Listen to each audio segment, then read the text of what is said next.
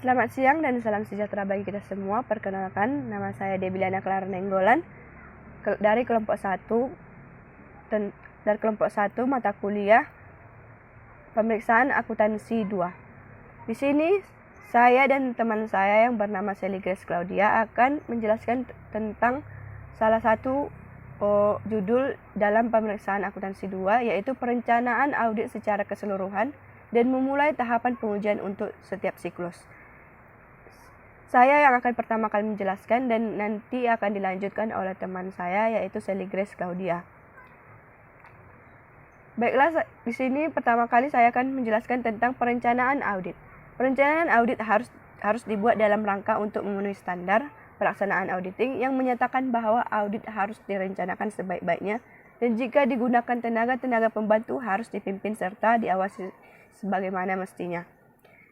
Tujuan dari perencanaan audit itu sendiri yaitu adalah untuk meminimalkan atau memperkecil kesalahan-kesalahan yang terjadi saat melakukan auditing atau pemeriksaan.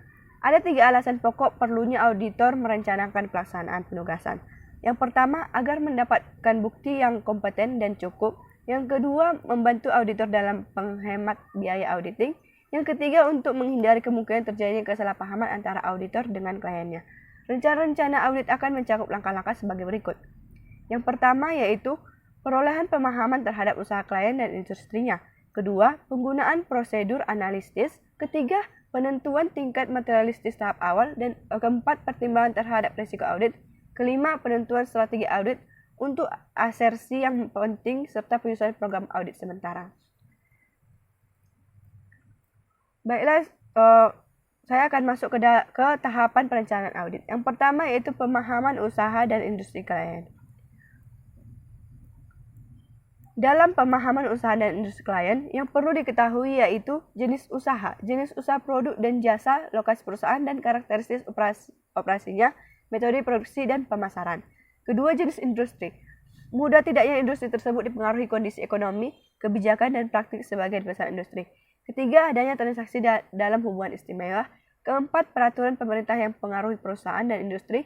Kelima, struktur pengendalian intern perusahaan dan serta sifat laporan yang harus diserahkan kepada suatu lembaga tertentu. Ada berbagai prosedur untuk memperoleh informasi atau pengetahuan tersebut. Yaitu pertama, review kertas kerja tahun sebelumnya. Dengan mereview kertas kerja tahun sebelumnya, maka akan menunjukkan masalah-masalah yang terjadi pada audit sebelumnya yang diperkirakan masih akan berlanjut pada tahun berikutnya. Prosedur kedua yaitu review data perusahaan dan industri. Informasi tersebut dapat diperoleh dari membaca data industri yang dikumpulkan oleh kantor akuntan dan publikasi industri yang bersangkutan, atau membaca buku-buku pedoman audit dan akuntansi yang diterbitkan oleh organisasi akuntan. Untuk memperoleh data tentang kliennya, auditor dapat review akta pendirian atau peraturan hukumnya, membaca notulen rapat direksi dan rapat pemegang saham, analis laporan keuangan tahunan dan interim, keputusan pajak, laporan yang diserahkan kepada lembaga tertentu, memahami penerapan peraturan pemerintah, membaca perpanjangan kontrak yang penting, membaca publikasi industri yang berkaitan dengan perkembangan usaha dan industri saat ini. Tahap ketiga yaitu prosedur selanjutnya yaitu peninjauan pabrik dan kantor klien. Dengan peninjauan, auditor akan mengetahui dengan peninjauan terhadap pabrik dan kantor klien itu akan mengetahui tata letak pabrik, proses produksi, hasil produksi utama maupun produksi sampingannya, cara atau metode pengamanan, persediaan dan lain sebagainya. Prosedur yang selanjutnya adalah mengadakan wawancara. Dengan mengadakan wawancara dengan komite audit akan diperoleh wawasan yang lebih luas mengenai usaha dan industri klien. Diskusi dengan manajemen akan dapat mengungkapkan perkembangan usaha dan lebih mengetahui keadaan industri dan peraturan pemerintah yang baru yang dapat mempengaruhi audit secara material. Prosedur selanjutnya dan terakhir adalah penentuan adanya hubungan istimewa. Pengungkapan atas transaksi dalam hubungan istimewa harus meliputi sifat hubungan antara pihak-pihak tersebut, penjelasan mengenai transaksi yang telah terjadi, dan jumlah rupiahnya jumlah utang piutang antara pihak-pihak yang bersangkutan, sekaligus mengenai syarat dan cara penyelesaiannya. Tahapan kedua yaitu melaksanakan prosedur analisis. Prosedur analisis adalah evaluasi informasi keuangan yang dibuat dengan mempelajari hubungan yang logis antar data keuangan maupun non-keuangan, meliputi perbandingan jumlah-jumlah yang tercatat atas harapan yang dikembangkan oleh auditor. Prosedur analisis ini juga berguna untuk menduga kondisi keuangan klien dan mengurangi luasnya pengujian prosedur analisis digunakan dalam setiap fase auditing dengan tujuan sebagai berikut. Pada fase perencanaan untuk membantu auditor dalam merencanakan sifat, waktu lingkung, dan prosedur audit. Ada fase pengujian untuk memperoleh bukti mengenai masing-masing asersi yang berhubungan dengan saldo, akun, atau jenis-jenis transaksi. Dan terakhir pada kesimpulan audit atau penilaian tahap akhir tentang kewajaran laporan keuangan yang diaudit sebagai review menyeluruh. Penggunaan prosedur audit dalam fase perencanaan yang efektif meliputi penyelesaian langkah-langkah sebagai berikut. Yang pertama, identifikasi perhitungan atau perbandingan yang harus dibuat. Jenis perhitungan dan perbandingan yang pada umumnya digunakan antara lain perbandingan data absolut, persentase per komponen atau analisa vertikal, analisa rasio, analisa kecenderungan atau tren analisis. Kedua, harapan dan langkah kedua yaitu harapan dan pembanding. Berikut contoh sumber informasi yang digunakan sebagai pembanding. Yang pertama, informasi keuangan periode sebelumnya yang dapat dipertimbangkan dengan memperhatikan perubahan yang diketahui. Yang kedua, hasil yang diantisipasikan. Ketiga, hubungan antara unsur-unsur informasi keuangan dalam satu periode.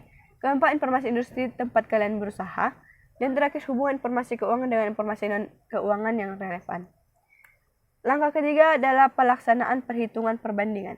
Dalam melakukan perhitungan dan perbandingan biasa digunakan alat pembantu, misalnya seperti kalkulator maupun komputer. Langkah keempat adalah analisa data dan menentukan perbedaan penting. Hal yang paling sulit dalam tahap analisa adalah menentukan besarnya perbedaan atau fluktuasi yang memerlukan tindakan investigasi lebih lanjut. Langkah kelima adalah investigasi perbedaan yang tidak diharapkan. Adanya perbedaan atau fluktuasi yang tidak diharapkan harus diinvestigasi dengan pertimbangkan kembali metode dan faktor yang digunakan dalam mengembangkan harapan, wawancara dengan manajemen. Langkah yang terakhir adalah menentukan pengaruhnya terhadap rencana audit. Dalam beberapa hal, auditor biasanya merencanakan untuk melakukan pengujian lebih rinci terhadap akun-akun tersebut. Dengan perhatian, auditor langsung pada daerah yang risikonya lebih besar. Berarti prosedur analisis dapat pelaksanaan audit yang lebih efektif dan efisien. Tahapan ketiga yaitu penentuan materialistis. Materialistis dan risiko mendasari penerapan standar auditing yang berlaku umum, terutama standar pelaksanaan dan pelaporan. Materialistis didefinisikan sebagai suatu nilai informasi akuntansi yang dihilangkan atau salah disajikan, yang dalam lingkungan yang berlaku mungkin akan mengubah pertimbangan seorang yang berstandar pada informasi tersebut karena hilangnya atau salahnya penyajian informasi tersebut. Dalam perencanaan audit, auditor harus menentukan materialitas pada dua tingkat. Tingkat pertama, yaitu tingkat laporan keuangan karena pendapat auditor tentang kewajaran meliputi laporan keuangan secara keseluruhan.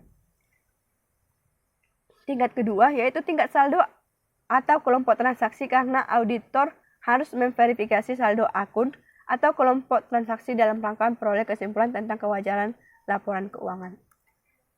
Materialistis merupakan salah satu faktor yang mempengaruhi pertimbangan auditor dalam menentukan jumlah bukti yang cukup. Semakin material atau pentingnya suatu saldo akun, maka untuk memperoleh keyakinan yang memadai, dibutuhkan bukti yang semakin besar jumlahnya. Sekian penjelasan dari saya, kemudian akan dilanjutkan oleh teman saya yaitu Sally Grace Claudia. Terima kasih. Perkenalkan, nama saya Sally Grace Claudia, saya dari kelompok 1 dengan judul makalah Perencanaan Audit Secara Keseluruhan dan Memulai Tahapan Pengujian untuk Setiap Siklus. Baiklah, di sini saya akan melanjutkan presentasi dari teman saya Debbie Clara Nenggolan, di mana saya akan membahas bagian B pada poin yang keempat. Pada poin keempat ada resiko audit, yaitu resiko bahwa auditor secara tidak sadar atau gagal untuk menyesuaikan pendapatnya atas laporan keuangan yang salah saji secara material. Komponen risiko audit terdiri dari 3. Yang pertama, risiko bawaan atau melekat. Yang kedua, risiko pengendalian. Dan yang ketiga adalah risiko deteksi. Yang pertama saya akan membahas risiko melekat. Risiko melekat adalah risiko suatu saldo akun atau kelompok transaksi. Terdapat suatu kekeliruan yang dapat menjadi material apabila digabungkan dengan kekeliruan saldo akun atau kelompok transaksi yang lain dengan asumsi atau tanggapan bahwa tidak terdapat struktur pengendalian internal yang memadai. Yang selanjutnya adalah resiko pengendalian. Adalah risiko bahwa suatu kekeliruan dapat terjadi pada neraca saldo atau kelompok transaksi tertentu yang dapat menjadi material bila digabungkan dengan kekeliruan pada neraca saldo atau kelompok transaksi lain. Dan yang terakhir adalah resiko deteksi atau detection risk. Adalah resiko bahwa prosedur audit yang dilaksanakan oleh auditor akan menyebabkan kesimpulan bahwa tidak ada kekeliruan dalam suatu neraca saldo atau kelompok transaksi yang mungkin material bila digabungkan dengan kekeliruan pada neraca saldo atau kelompok transaksi tersebut. Poin yang kelima adalah strategi audit tahap awal. Tujuan utama dalam perencanaan dan pelaksanaan audit adalah untuk menurunkan tingkat resiko audit serendah mungkin untuk mendukung pendapat apakah laporan keuangan telah disajikan secara wajar dalam semua aspek yang material. Dalam mengembangkan strategi audit untuk semua asersi, auditor menentukan 4 komponen sebagai berikut. Yang pertama, tingkat risiko pengendalian yang diharapkan. Kedua, luasnya pemahaman struktur pengendalian internal yang harus diperoleh. Yang ketiga, pengujian pengendalian yang akan dilaksanakan dalam menilai risiko pengendalian. Yang keempat, rencana tingkat pengujian substantif yang akan dilakukan untuk mengurangi dan menurunkan risiko audit sampai pada suatu tingkat yang rendah yang dapat diterima. Ada 2 pendekatan atau alternatif strategi audit, yaitu yang pertama pendekatan mengutamakan substantif.